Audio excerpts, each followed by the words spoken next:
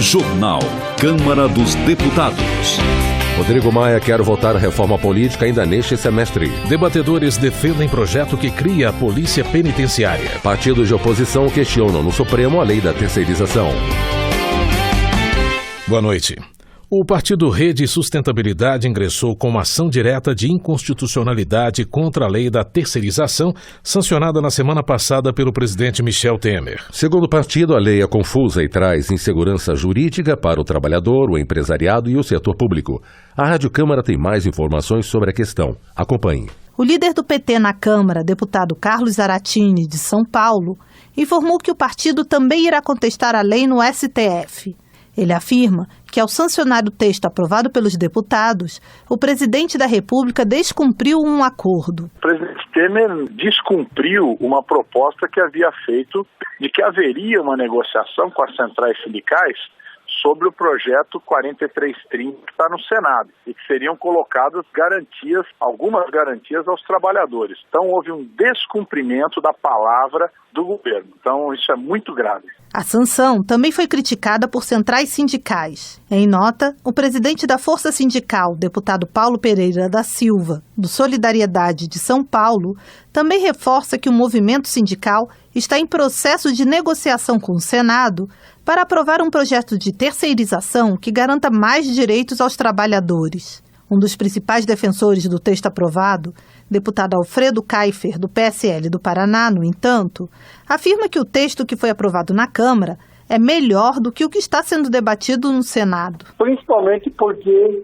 o que está no Senado, ele coloca a responsabilidade solidária também com a subsidiária, o que afetaria muito a relação trabalhista de terceirizados para o empregador principal. Com a aprovação somente com a responsabilidade subsidiária, isso ajudou muito o projeto. Então, estou absolutamente convencido que nós vamos melhorar a empregabilidade, nós vamos ganhar produtividade no Brasil, enfim, será um grande avanço na relação trabalhista que nós temos hoje dentro dessa complicada consolidação das leis trabalhistas. A lei da terceirização, aprovada na Câmara no dia 22 de março, gerou debates acalorados no plenário durante a votação e várias manifestações de parlamentares e sindicatos contrários à proposta. A nova legislação garante a possibilidade de as empresas terceirizarem sua atividade principal sem restrições, inclusive na administração pública. As empresas de terceirização poderão subcontratar empresas para realizar serviços e, em casos de ações trabalhistas, caberá à empresa terceirizada pagar os direitos questionados na Justiça, se houver condenação.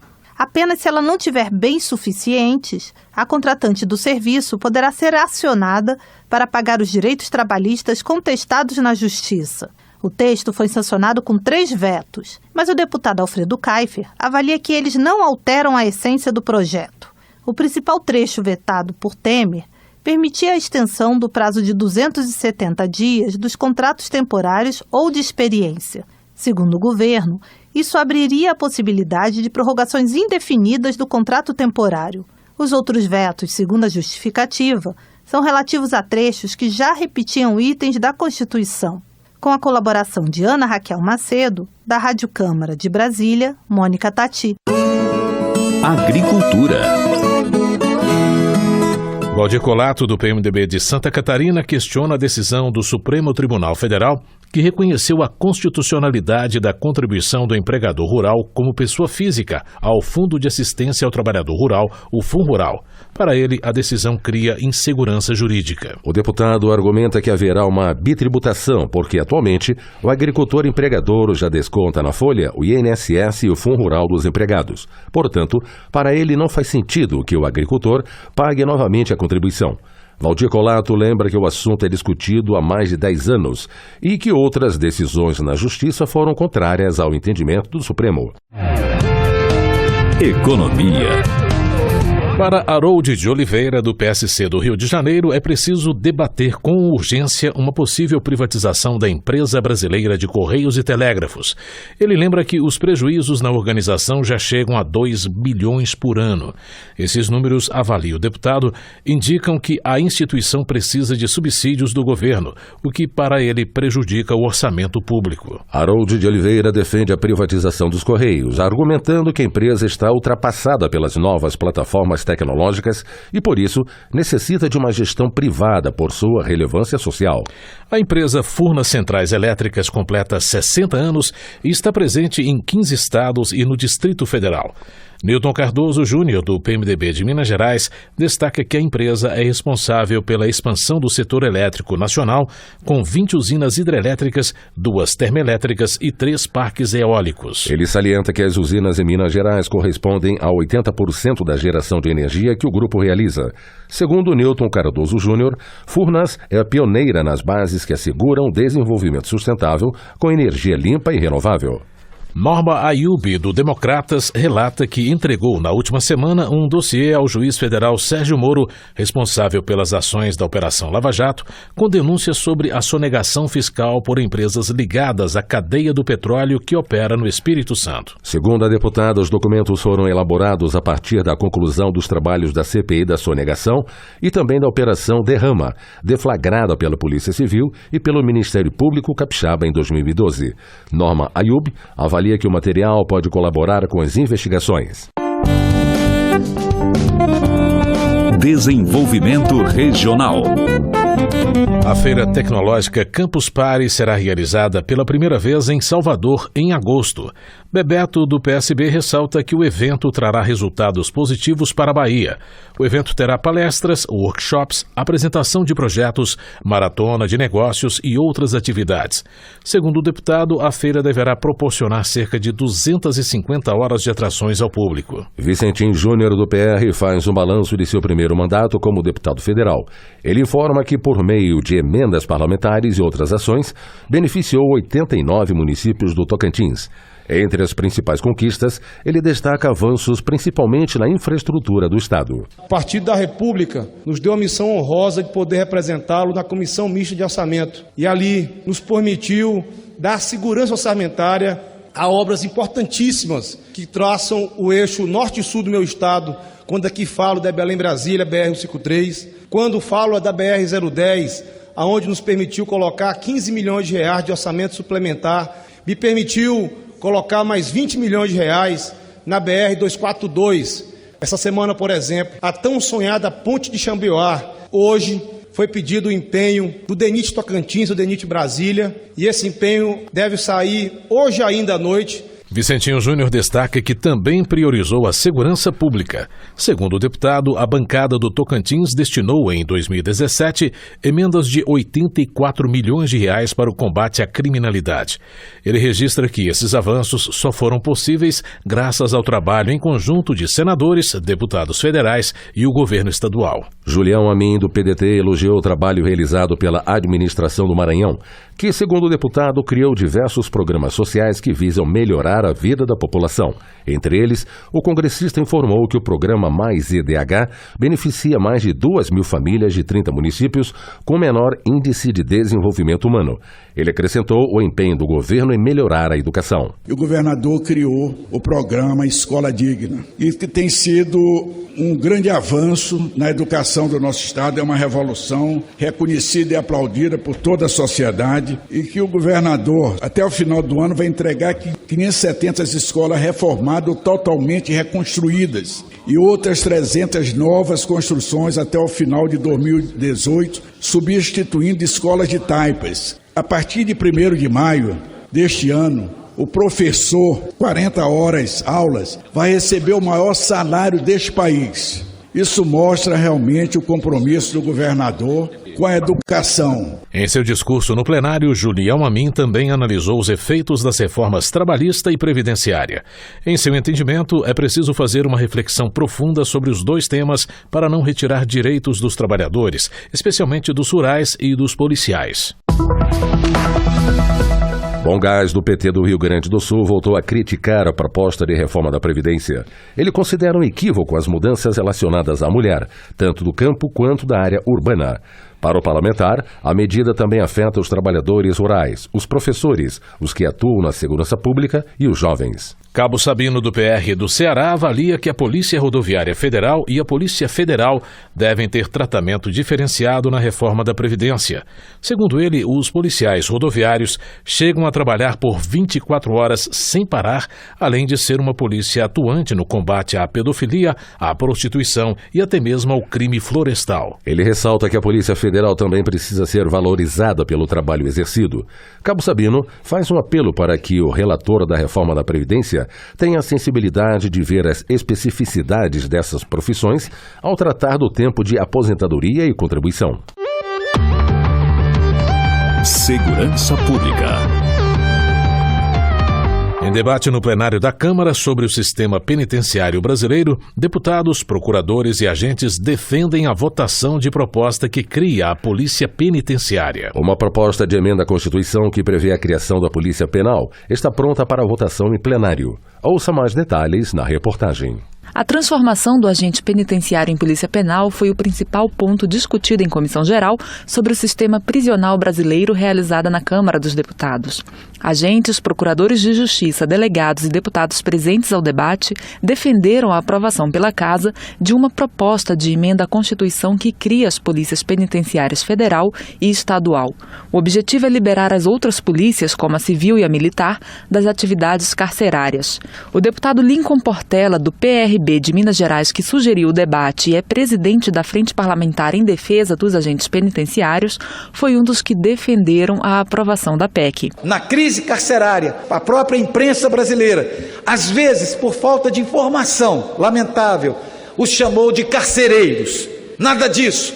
Vocês são polícia, de fato, mas se tornarão polícia de direito. Segundo o procurador de Justiça de São Paulo, Márcio Sérgio Cristino, a proposta de mudança na Constituição merece apoio porque o agente penitenciário seria a coluna sobre a qual repousa o sistema penitenciário. Você não pode ter sistema penitenciário se você não tiver um agente penitenciário, como polícia ou não, mas com condições de trabalho e capacidade de realizar a sua função. Outra questão mencionada pelos agentes penitenciários foi a reforma da Previdência. A categoria vê com preocupação a proposta em análise na Câmara em razão de ela acabar com a aposentadoria especial para atividades de risco. Foi o que disse Cícero Félix de Souza, da Associação dos Agentes de Segurança Penitenciária de São Paulo. O agente penitenciário ele tem uma vida muito curta por conta de tudo isso, e se porventura vir a acontecer a questão dessa reforma da Previdência, nós também estivermos encaixados, com certeza é o fim para nós, os agentes de segurança penitenciária. A proposta que cria a Polícia Penal está pronta para a pauta do plenário. Da Rádio Câmara de Brasília, Noélio Nobre. Delegado Edson Moreira, do PR de Minas Gerais, defende a revisão do Código Penal. Segundo ele, a audácia dos criminosos chegou ao ponto de quadrilhas orquestrarem ações ao mesmo tempo em várias cidades. O deputado defende que o dinheiro dos impostos retorne para a população em investimentos na prevenção de crimes. Saúde. No dia 2 de abril foi celebrado o Dia Mundial de Conscientização do Autismo. Rômulo Gouveia, do PSD da Paraíba, ressalta que este mês, lembrado como Abril Azul, é integralmente dedicado à causa. Segundo ele, a cor foi escolhida como símbolo porque a síndrome é mais comum nos meninos. O deputado alerta para a importância da criação de políticas públicas que previnam e tratem as crianças autistas. Rômulo Gouveia ressalta que existe, em média, um caso de autismo para cada 110 pessoas, sendo que no Brasil existem cerca de 2 milhões de pessoas com a síndrome. Angelim, do PT do Acre, também destaca o Dia Mundial de Conscientização do Autismo. O deputado cita artigo de um pai de criança autista, ressaltando que a consciência sobre a síndrome passa pela renúncia ao preconceito e pelo entendimento de que se trata de um transtorno de desenvolvimento. Angelim salienta que não existe tratamento para o autismo, mas um conjunto de práticas médicas, educacionais e sociais que melhoram o desenvolvimento de quem tem a síndrome. Política. O presidente da Câmara, Rodrigo Maia, informou nesta terça-feira que pretende discutir e votar a reforma política ainda neste semestre. Rodrigo Maia também defendeu um amplo diálogo sobre financiamento de campanhas eleitorais. Acompanhe a reportagem. Maia adiantou ainda que pretende instalar já na próxima semana a comissão especial que vai analisar a proposta de emenda à Constituição aprovada no Senado, que acaba com as coligações nas eleições proporcionais e estabelece uma cláusula de desempenho partidário. Dessa maneira, 2 colegiados vão analisar o assunto. A Comissão da Reforma Política, já em andamento na Câmara, e cujo parecer foi apresentado nesta terça pelo relator deputado Vicente Cândido, e a Comissão Especial que analisará a reforma sugerida pelos senadores, se tiver sua admissibilidade aprovada pela Comissão de Constituição e Justiça da Câmara. É importante ter um texto para que não se fique com a impressão de que o relator quer votar algo na afogadilha, então tem um texto para iniciar um debate. A sociedade ainda tem muitas dúvidas do que representa a lista pré-ordenada, da possibilidade de uma transição para o sistema distrital misto. Então todas essas dúvidas, elas precisam ser bastante debatidas e esclarecidas para que a sociedade saiba, quando a matéria for a voto, o que será votado. Rodrigo Maia defendeu um amplo diálogo sobre o financiamento de campanhas eleitorais. Para ele, é importante avaliar todas as possibilidades para garantir um financiamento mínimo para as eleições. É importante discutir todas as possibilidades, entendendo como o financiamento se encaixa para garantir transparência e garantir um financiamento mínimo para as eleições. Então acho que nós vamos fazer com calma. Acho que o financiamento é um tema também que gera polêmica, mas é importante o que vai ficar no lugar do financiamento pessoa jurídica, porque as eleições gerais, elas custam, a democracia tem o seu custo e a gente precisa fazer esse debate para dizer quantos % do financiamento será público, quantos % vai ter que se buscar financiamento na pessoa física, e acho que também vai ser um desafio para os políticos, já que não há pessoa jurídica, atrair o maior número possível de pessoas da sociedade para que possam colaborar com o processo eleitoral no Brasil. Sobre a alteração do atual sistema proporcional de voto aberto, Maia explicou que é importante ter tempo para convencer os parlamentares que é preciso mudar para um dos sistemas consolidados nas grandes democracias do mundo, como sistemas distrital puro, misto ou proporcional em lista pré-ordenada. Da Rádio Câmara de Brasília, Luiz Gustavo Xavier. Emenda de Henrique Fontana, do PT do Rio Grande do Sul, a proposta de reforma política sugere que 120 dias antes da eleição, o eleitor decida pelo voto quais serão os candidatos indicados nas listas fechadas dos partidos. Por meio dessa decisão, segundo o parlamentar, o eleitor será o real responsável por ordenar a lista das legendas. Henrique Fontana enfatiza que qualquer sistema proposto para que apenas os partidos definam suas listas não terá apoio da sociedade. Na sua opinião, são os eleitores que devem escolher seus representantes em cada partido. Heráclito Fortes, do PSB do Piauí, considera que a reforma política é essencial para o país. No entanto, ele é contra a proposta que estabelece o sistema de lista fechada, em que os eleitores votam em candidatos pré-definidos pelos partidos e não diretamente nos candidatos. Segundo Heráclito Fortes, o voto em lista é um instrumento que beneficia apenas os donos de partidos e seus aliados. Para ele, o método mais justo é o voto majoritário, no qual os candidatos mais votados são eleitos. Josi Nunes, do PMDB, demonstra indignação com a postura de alguns líderes políticos do Tocantins, que, segundo ela, se elegeram apoiando o governo local, mas depois mudaram de lado, chegando até mesmo a trocar de legenda. Para a deputada, esses políticos jogam com os eleitores e não se preocupam em buscar soluções para os problemas do Estado. Ela critica posturas demagógicas e populistas, enquanto a população tocantinense vive problemas reais. Josi Nunes elogia o governo estadual que, em sua avaliação, consegue manter ações em áreas como da saúde, mesmo diante da crise pela qual atravessa o país. Valmir Assunção, do PT, acusa o político da Bahia de tentar prejudicar uma comunidade de trabalhadores sem terra em Porto Seguro, com o objetivo de fazer especulação imobiliária. Segundo o deputado, o político busca na justiça desabrigar cerca de 600 famílias que moram no local há 20 anos.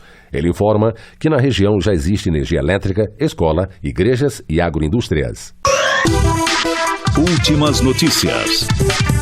Os deputados estão reunidos neste momento no plenário para discutir o projeto que regulamenta os serviços de transporte individual privado por meio de aplicativos como o Uber. As negociações em torno do assunto vão na direção de se fazer uma regulamentação geral, deixando para os municípios a edição de regras específicas sobre o tema. Termina aqui o Jornal Câmara dos Deputados. Uma ótima noite para você. Boa noite a todos e até amanhã. Voz do Brasil. De segunda a sexta, às 19 horas. Boa noite.